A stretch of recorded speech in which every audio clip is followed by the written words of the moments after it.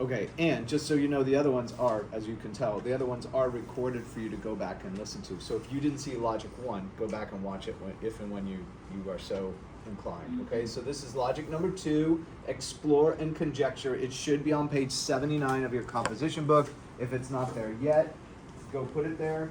Remember the 10-minute rule for notes, which you can take me up on if you're honest and you set your timer to 10 minutes. Start taking notes, and at the end of 10 minutes, stop and move to the next notes. You with me? I'd rather you have more of all the notes than all of one of the notes. Does this make sense? Okay, and you're trying to practice your speed up, right? When you get to college, they still take old school notes in math classes, etc., right? They're still handwriting notes to this day.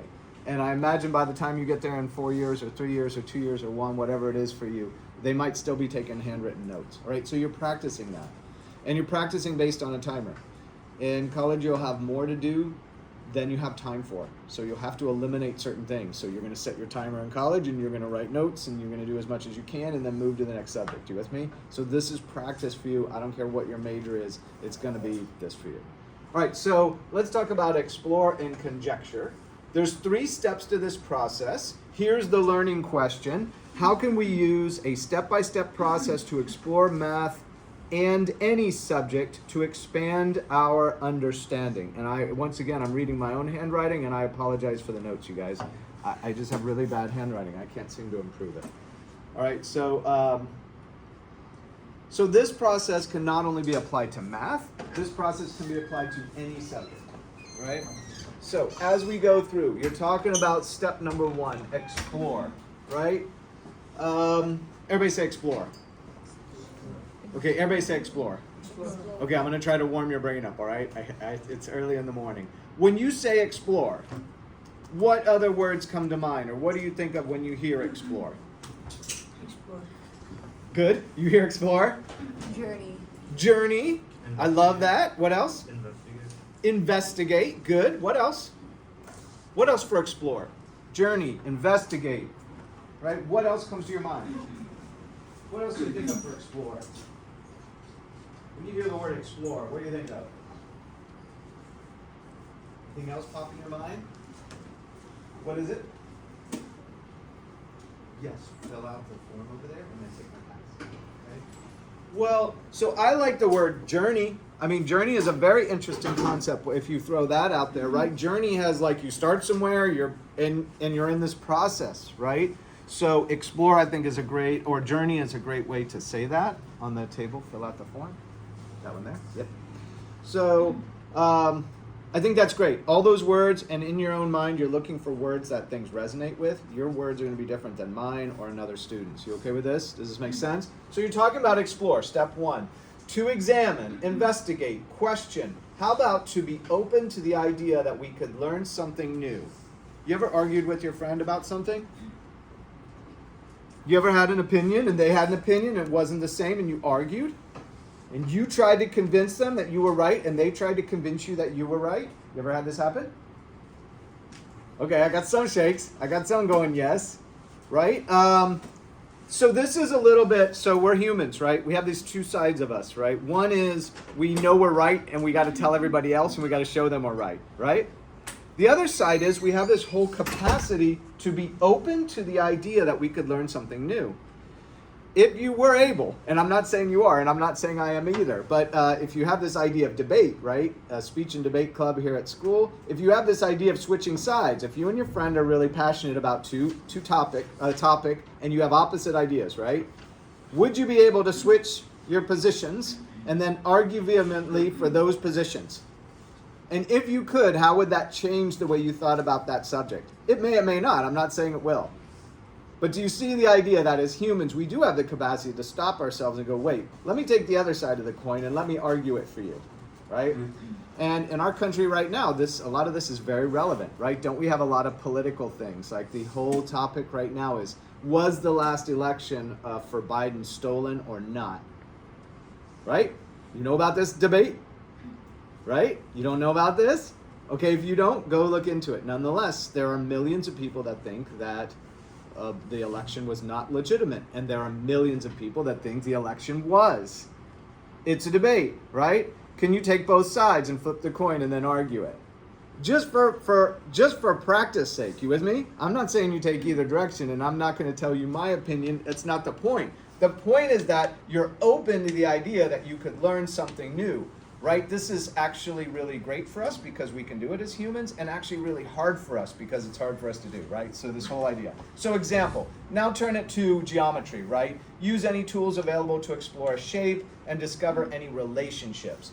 So math uses this word relationships all the time, right? Give me an example of a relationship in your life. Family. What else? Friends. What else? Keep going. Relationships. Keep going. What else? Family, friends. Keep going. Pets? Yeah. Don't you have a relationship with your pet? If you have a pet, you have a relationship with your pet. I'm not sure what it is, but you have a relationship. Okay, keep going. Family, friends, pets. I love it. That's a great list so far. What else you got? What else you got? What else you got? You're not saying like, how about significant others? No, that's a relationship, right? With significant others. You with me? Okay? And that's a whole range within that. This word relationships is a crazy word. And here we are in math talking about the relationships of shapes. You with me on this? How weird this is in a way? Again, a human thing we do where we can go a full spectrum depending on context, right? And you can talk about relationships. When you're talking about a square, for example, let's go to geometry. The other stuff is really fun too. We could talk about the other types of relationships, right? We'll just go down that road for a second. Think of a significant other relationship versus a family relationship, you know, parent, brother, sister, versus a pet relationship versus a geometry relationship. Can your brain cycle through how vast that is? Right? This is amazing that we can think of this in a way. Okay, so turn to geometry or math where they're talking about what's the relationship, right? If you think of a square, give me some characteristics you know about a square now in high school geometry. What's a characteristic of a square? All sides are the same length. All sides the same length, right? Pretty specific. And now we can compare it to another shape, like a rectangle, for example, which doesn't have that case, right? So tell me something else about a square. What else about a square? What are the characteristics of a square? What else you got? Okay, how about the angles? All angles are what in a square? 90 degrees, right? So here you are, you're dealing with any relationships, and this is all in the explore section, right? So go back to our idea of exploring conjecture. Move to the next step. Let's go on from there. That's good for explore. Conjecture, a proposed idea that is not yet proven and may be completely opposite current understanding thinking. Okay. How many of you have heard the sky is blue? Raise your hand. Okay, I got a few hands. Is the sky blue? Raise your hand if you think it is. I got some hands. Okay, who says the sky isn't blue? Interesting. Okay, I'll take that side. I say the sky isn't blue. I'm making a what? What's it called? Everybody say conjecture. I'm making a conjecture to you, right? Now, I'm going to go in the next step, and I'm going to look to come up with evidence and try to prove that to you. Are you with me? But just to jump ahead, so example, write a conditional statement or arrow diagram based on observations from investigations. This would be a way to process the data. But let's go ahead and jump to prove, step 3, since we already said, you said the sky's blue, and I'm saying you in general, right? And I'm saying the sky's not blue. Okay, what would be turn to my side and help me build some evidence. Let's look at some evidence. Look out right now. Look outside. Everybody turn around. Look outside. Look outside. Does that look blue to you? Doesn't look blue to me. It looks gray or something. Gray or off-white or I'm not sure what color. Gray maybe. I'd go with gray. Right? That's evidence that the sky's not blue. You with me? Okay. What would you propose back? That it's the clouds covering the sky. Nice. That it's the clouds covering the blue sky, right? Okay, so now we're proposing evidence and we're talking about specifics. You good with this? You see how this goes, right? Okay, so when a conjecture seems to be true because we cannot find anything to disprove it. So this gets a little bit dicey because maybe you didn't know there was a cloud layer, right? Maybe this was some information that you didn't know yet in your life or whatever, right? So you didn't know how to propose that counter evidence. But theoretically, if you can't come up with any counter evidence, counter being evidence of the opposite, right? Counter meaning opposite, evidence being something that is shown to be true. If you can't come up with any counter evidence, then you might have to accept my proposal that the sky is not blue. You with me on this? Okay. And that's in your proof step, when a conjecture seems to be true because we cannot find anything to disprove it. Now we're trying to convince yourself and others that your conjecture is true within defined parameters, right? And then, so number 3, 3-step process. Well, this is summary. 3-step process, the above 3-step process works for any subject, including math, to open our mind to new possibilities. And there's some other things in the lesson. You've got recitals. Humans push their understanding forward by following a process of learning, including exploring, conjecture, and proving.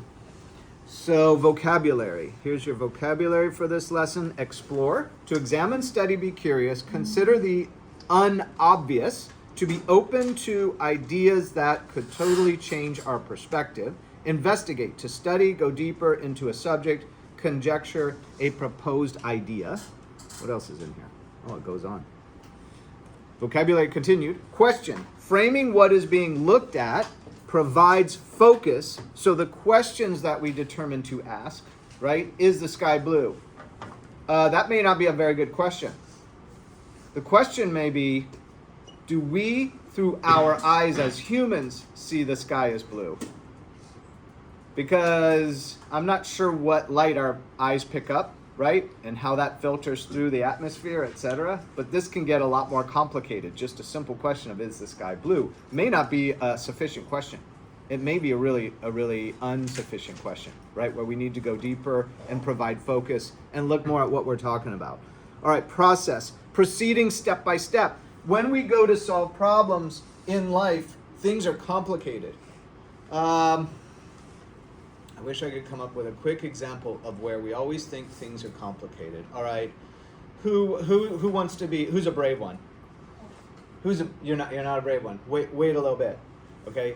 Who's a brave one in here? Who wants to be? Who's brave and came in late today? Who's a brave one and came in late? Who wants to pretend you came in late? Who wants to be argue with me? Who wants to argue with me? Somebody's got to do this. Okay, let's switch it then. Who wants to be the teacher? Who's feeling cranky today and you want to be a teacher?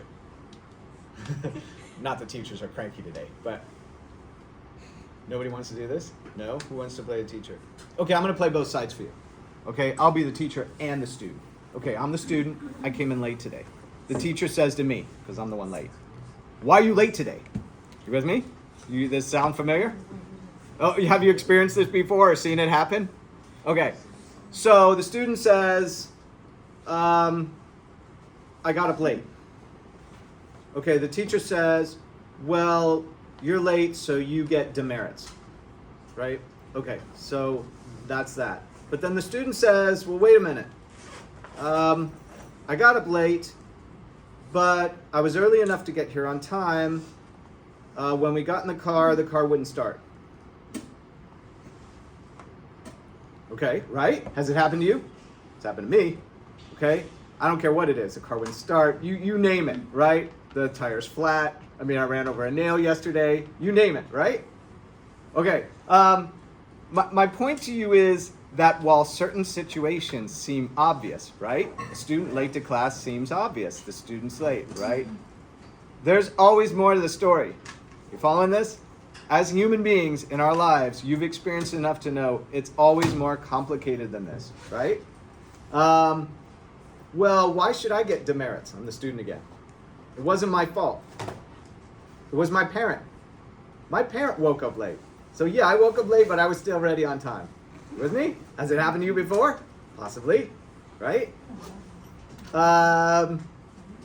Anyway, you see my point. This can keep going on and on, right? I don't know who's right in this situation. I don't even know if this can be corrected. But as you go deeper into the situation, there's always more to the story. You with me? Okay, there's always more to the story is probably my 2 cents worth on this. All right, relationships in geometry, similarities and differences. Parameters are boundaries, borders, or limits which contain conjectures. This is all in the vocabulary. And then it's in the vocab, although we didn't really touch on it, though, is the if-then statement. A statement in the format of if this, then that. If this happened, then that might also, right? If-then statement. Everybody's saying if-then statement. And that's kind of projected into the next lesson. So with that, let's go ahead and end this one. Okay, hit that. Thank you, Leigh.